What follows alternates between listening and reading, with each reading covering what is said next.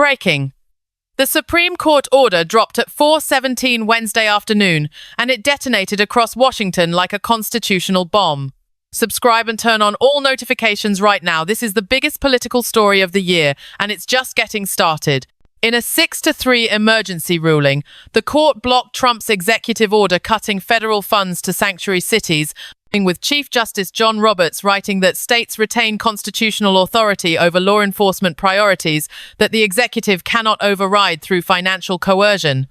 The decision didn't just reject Trump's appeal. It validated every legal argument Zohran Mamdani's team has been making for weeks. And the most stunning part? 3 Trump-appointed justices joined the majority against him.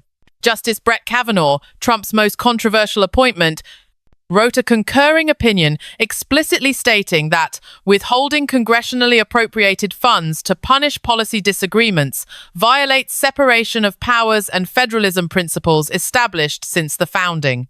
That's not legal nuance. That's a Trump appointee telling Trump he's acting like a dictator. Justice Amy Coney Barrett joined the majority without comment, but her vote speaks volumes. Even Neil Gorsuch, Trump's first Supreme Court pick and a staunch originalist, sided against presidential overreach. Trump appointed these justices expecting loyalty. Instead, they chose constitutional law over political allegiance, and Trump's entire strategy just collapsed. The immediate implications are catastrophic for Trump's agenda. Without the ability to withhold federal funding, Trump has no leverage to force cities like New York to cooperate with immigration enforcement. Mamdani's sanctuary policies remain fully operational and constitutionally protected. Every dollar Trump tried to cut education grants, infrastructure funding, Medicaid reimbursements must now be restored.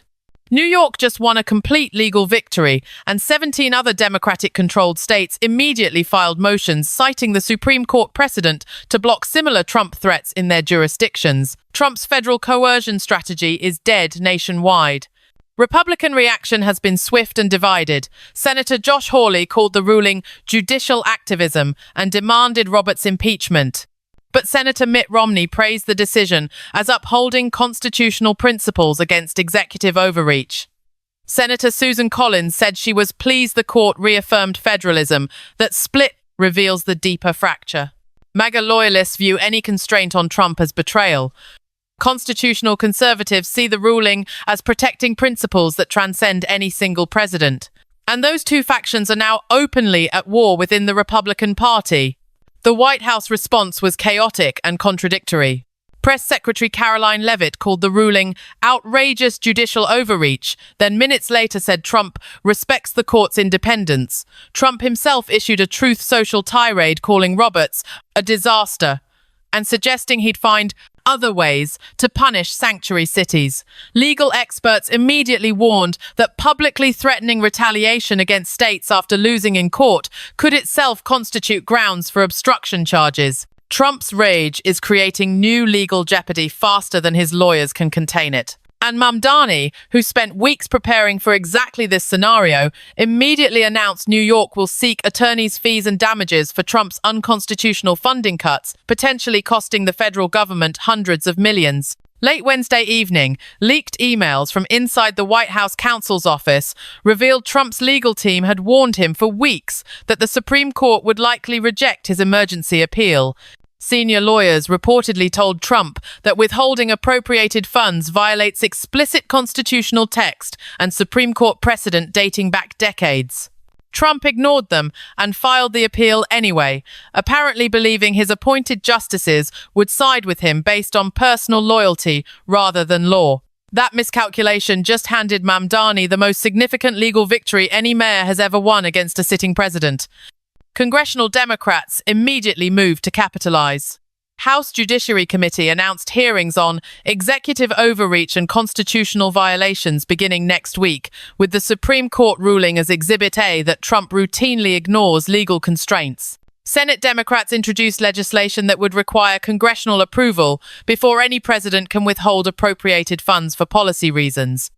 And critically, 3 Republican senators, Lisa Murkowski, Susan Collins, and Mitt Romney, signaled openness to supporting such legislation. If it passes, Trump's power to coerce states through funding threats disappears permanently, not just in this case, but for all future conflicts. International reaction has been swift and revealing. The European Union's top legal official issued a statement praising the Supreme Court for demonstrating judicial independence even under political pressure. That's diplomatic language for, "We were worried American democracy was failing, and this ruling reassures us it might survive." Canada's Prime Minister said the decision reaffirms that constitutional law transcends partisan politics in healthy democracies. These aren't neutral observations. These are America's closest allies, expressing relief that US institutions can still constrain an authoritarian president. Trump's global credibility has been in freefall for months. This Supreme Court defeat accelerates that collapse. Inside Mamdani's transition office, the victory is being treated as vindication of their entire legal strategy. From day one, Mamdani's team built their resistance on constitutional grounds rather than partisan opposition, knowing that principled legal arguments would eventually force even conservative judges to rule against Trump. That patience and precision just paid off spectacularly. Mamdani didn't just win this case.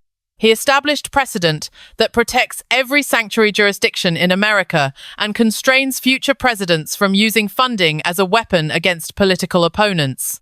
The impact will last decades beyond Trump's presidency. But the most immediate consequence is political. Trump just lost at the Supreme Court with his own appointees voting against him. That's not a policy setback. That's a legitimacy crisis. His entire appeal to Republican voters rests on the claim that he can deliver results through force of will. The Supreme Court just proved he can't. When the highest court in the land, including judges he personally selected, rejects his emergency claims, Trump's image as an unstoppable force shatters. Republican voters are now watching their champion lose constitutional fights to a Democratic mayor who hasn't even been inaugurated yet. Thursday morning will bring Trump's response. His options are all bad. He can accept the ruling and look weak. He can defy it and face impeachment for contempt of court. Or he can try new tactics that will immediately face legal challenges, citing this Supreme Court precedent. Every path leads to more losses. And Zohran Mamdani, the man who forced Trump into this trap, is preparing his inauguration speech, where he'll take office with Supreme Court validated constitutional authority Trump cannot touch.